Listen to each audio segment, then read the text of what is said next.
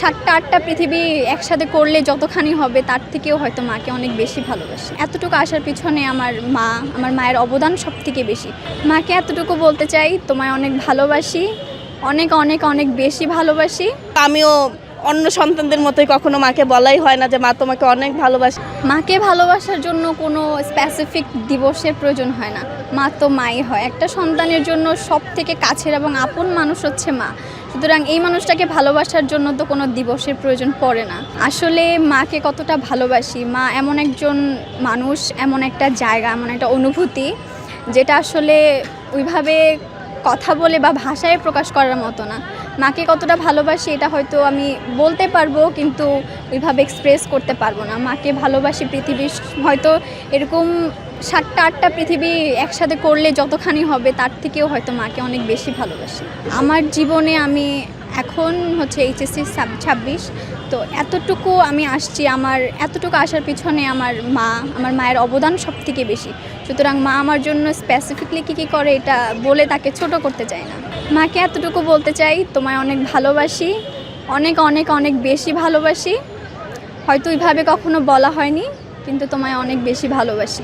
না, আমার মতে মাকে প্রত্যেক দিনই ভালোবাসা যায়, সবসময় ভালোবাসা যায়, কিন্তু এটা আসলে একটা স্পেসিফিক দিন যে হ্যাপি মাদার্স ডে, এটা হয়তো মানে যারা কেউ হয়তো মানে যেই সন্তানটা কখনো মাকে বলতে পারে না যে মা তোমাকে অনেক ভালোবাসে, আই থিঙ্ক এটাই একটা বেস্ট ডে যে মাকে বলার জন্য। আর মাকে ভালোবাসার জন্য তেমন ডে দরকার নেই, প্রত্যেক দিনই ভালোবাসা যায়, যেহেতু তারা আমাদেরকে নিঃস্বার্থে এতটা ভালোবাসতেছেন। আর আমার কাছে মা জিনিসটা অনেক বেশি ইম্পর্টেন্ট, কারণ আমার লাইফে আমি আজকে যত দূর আসছি আমার মায়ের দোয়ার কারণেই।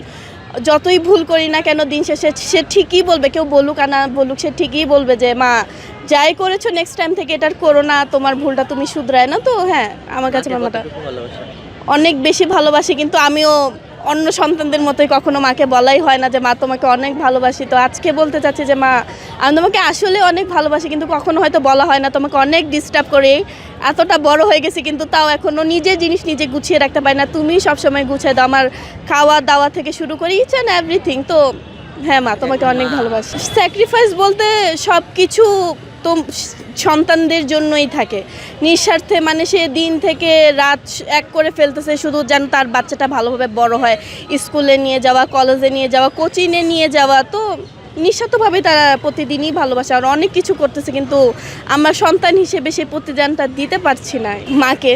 বাবাকেও ভালোবাসি, কিন্তু মা বেশি, কারণ দেখা যায় যে বাবা সারাদিন ব্যবসার কাজে বিজি থাকে, ওরকম কাছে পাওয়া হয় না। বাবা রাতে আসে, তো দেখা যায় তখন আমি ঘুমিয়ে পড়ি বা আমি বিজি থাকি আমার পড়াশোনা নিয়ে, তখন আর বাবার সাথে ওরকম একটা কথা হয় না।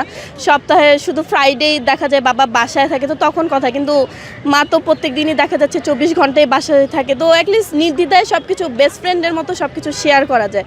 যে এই কথাগুলো মানে আমার মনে হয় যে প্রত্যেকের কাছেই মানে শেয়ার করার জন্য তাদের ফ্রেন্ডটা বেস্ট, ফ্রেন্ডদের কাছে সব কিছু শেয়ার করা যায়, কিন্তু আমি বলবো যে আমার ফ্রেন্ডের পাশাপাশি আমার মা সব থেকে বেশি, কারণ যেই কথাগুলো দেখা যায় আমি আমার ফ্রেন্ডদেরকে বলতে পারি না সেই কথাগুলো আমি আমার মাকে বলতে পারি।